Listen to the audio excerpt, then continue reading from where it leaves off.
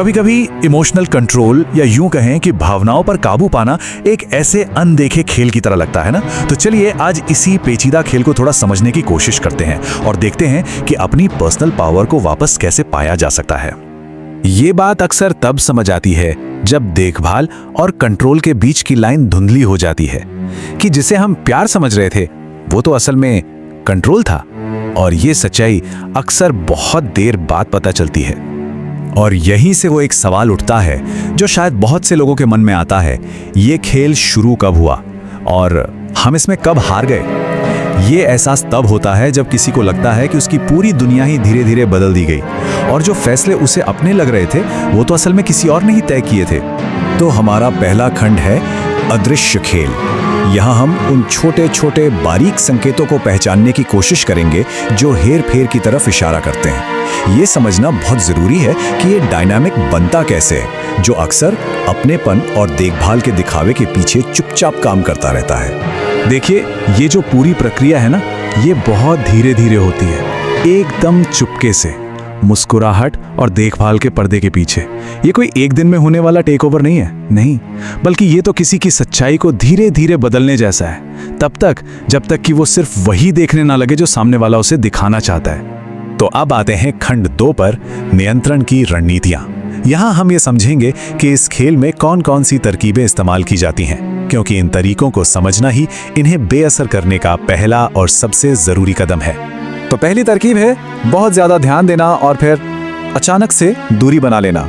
इसकी शुरुआत होती है किसी को ये महसूस करा करके वो ही दुनिया में सबसे ज्यादा जरूरी इंसान है, और जब उस ध्यान की एक आदत सी हो जाती है, एक लत लग जाती है, तो उसे अचानक से खींच लिया जाता है। इससे क्या होता है? कंफ्यूजन, और पावर का जो बैलेंस है वो पूरी तरह से बिगड़ जाता है।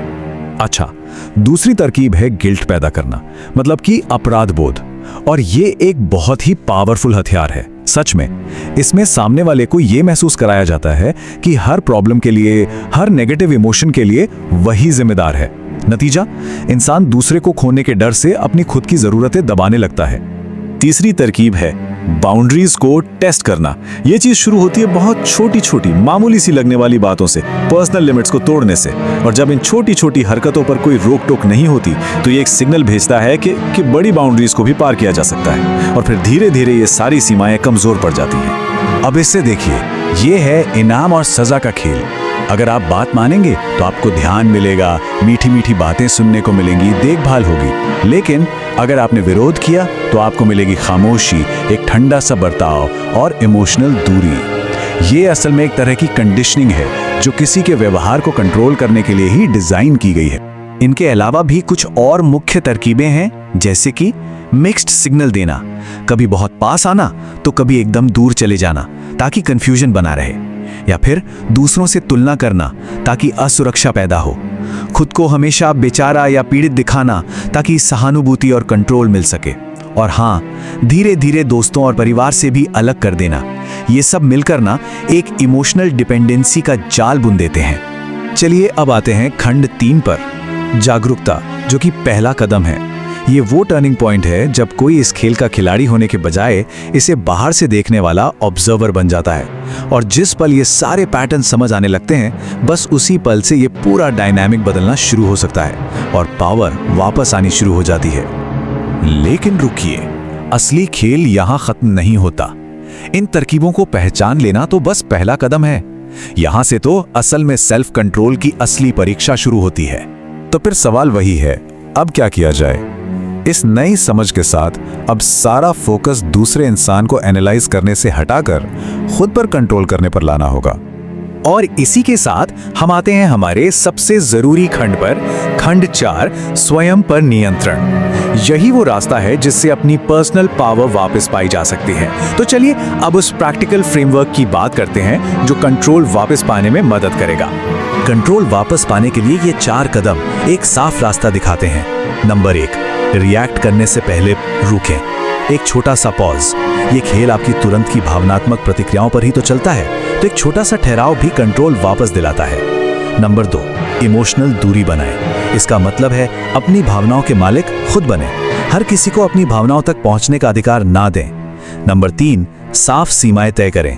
देखिए, सेल्फ रिस्पेक्ट भी एक सीमा ही है। तय करें कि क्या चीज बिल्कुल बर्दाश्त नहीं की जा सकती और उस पर टिके रहें। और चौथा, अपनी कीमत साबित करने की जरूरत को खत्म करें। जिस इंसान को अपनी वैल्यू पता होती है ना, उसे किसी और से सर्टिफिकेट की जरूरत नहीं पड़ती। और यही सबसे बड़ा और सबसे मजबूत डिफेंस है। जिस दिन किसी ने अपनी वैल्यू समझ ली, उस दिन कोई उसे कंट्रोल नहीं कर सकता, क्योंकि सच्चा सेल्फ वर्थ आपको बाहरी हेरफेर से इम्यून बना देता है। यहाँ एक बहुत बड़े बदलाव की बात हो रही है। रिएक्ट मत करो, सिर्फ ऑब्जर्व करो, देखो, क्योंकि देखने से, ऑब्जर्व करने से चीजें साफ होती हैं, जबकि रिएक्शन तो सिर्फ इमोशन से निकलता है। और जिस पल आप एक इमोशनल रिएक्टर से एक न्यूट्रल ऑब्जर्वर बन जाते हैं, ये पूरा खेल ही खत्म हो जाता है। क्यों? क्योंकि अब उसे वो रिएक्शन ही नहीं मिलता जिस पर वो पनपता है। और ये है आखिरी और शायद सबसे ताकतवर एहसास, कि जब आपको सब कुछ पता चल जाए, जब आप जागरूक हो जाएं, उसके बाद उसी गलती को दोहराना हेरफेर नहीं कहलाता, वो एक चॉइस बन जाती है, एक विकल्प। क्योंकि ज्ञान के साथ जिम्मेदारी भी आती है और एक अलग नतीजा चुनने की ताकत भी। और यहीं से कोई भी इंसान उस विक्टिम की भूमिका से बाहर निकलकर अपनी जिंदगी का कंट्रोल वापस अपने हाथों में ले सकता है।